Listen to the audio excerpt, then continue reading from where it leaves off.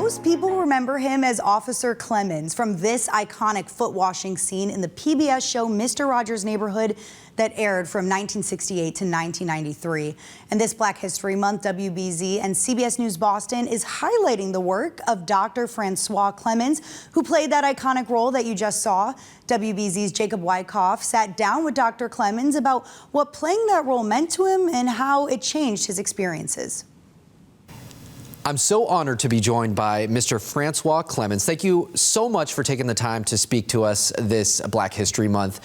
First of all, your role on Mr. Rogers as Officer Clemmons, a character that you created for Mr. Rogers' Neighborhood, what was that like, that thought process like, especially since opportunities when that character first hit the airwaves, it wasn't so common for Black people during that time?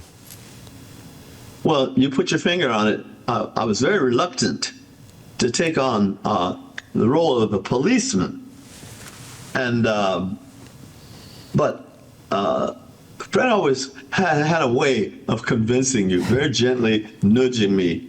He said, "You know, you'll be a helper. You don't have a gun, you don't have a billy club, you don't have a whistle, any of that stuff. You will be singing and helping people." I love the singing part. And as it turns out, people loved me in the role. So I did it. I continued to do it for almost 50 years. And I knew that other Black artists were not getting an opportunity. So I put my shoulder to the plow and determined that I would make this a success. And evidently, it had, Fred and I accomplished that. But I was happy to come home and take the uniform off. Sure, sure. Now, back in 1969, the famous foot washing scene in Mr. Rogers' Neighborhood, that was absolutely groundbreaking. What was that moment? How did it come about? And what impact on a greater society do you think that had? Well, Dr. King was assassinated on April 4th in 1968, and it broke my heart. I felt I'd lost something very, very meaningful and positive in my life. So I shared my grief with Fred Rogers, and he listened. He was very empathetic, and he said, "Let's see what we can do." I said, "Yes, you are known as one of the big time persons in Pittsburgh at the television station, so maybe you can get something done." Sure enough, I went back to New York, and about 3 weeks later, he called and said, "I've got a script, I'll send it to you." So he sent me the script, and I thought, well, this is nothing. There's nothing here. We're just sitting down. So I took the contract because I needed to work. I couldn't afford to just not go. So I got to Pittsburgh, and the first inkling that I had that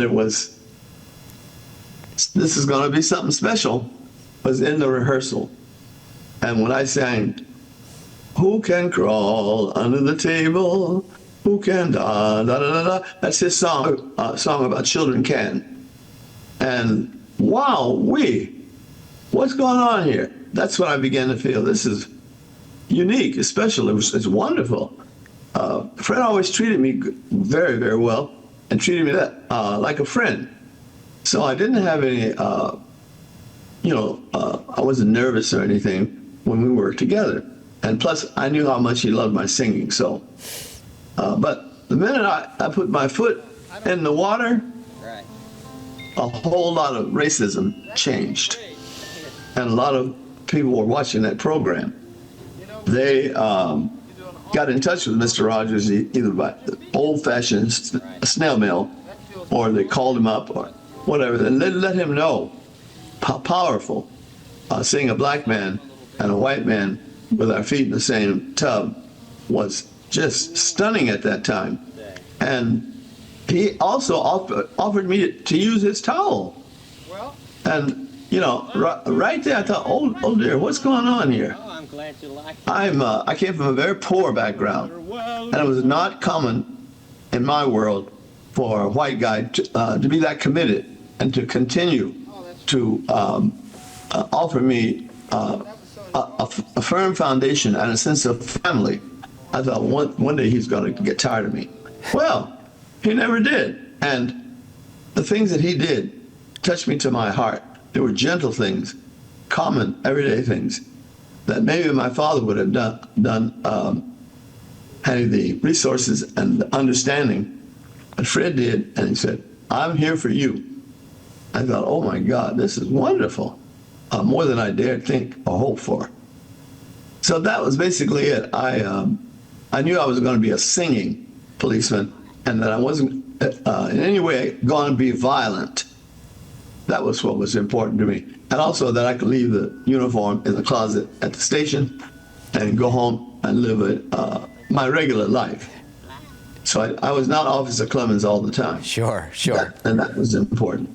Now, you said after that moment, you felt like racism changed. Was that moment ever met with resistance, whether it was from TV executives or the general public because of that moment? And where do you think we are nowadays? Are TV stations, are children's programs doing enough to address equity and racial issues? Well, you know we're going to have trouble now because DEI is out and people are dependent on that extra money and that underwriting from the government. So that's going to be a problem with children's television filming. Yes, I think putting my foot in the water had a profound effect on people. So when I traveled after that, they knew me as Officer Clemmons from Mr. Rogers' Neighborhood. It was a very, very positive. I appreciate those words and the passion in your voice. And, you know, it's been such an honor to talk to you as a trailblazer and where things stand nowadays. And I think it's a powerful message for our youth to get out there and be active. Really appreciate your time and the work that you're doing. Thank you so much for joining us this morning. Thank you very much. It's a pleasure to be with you. Thank you.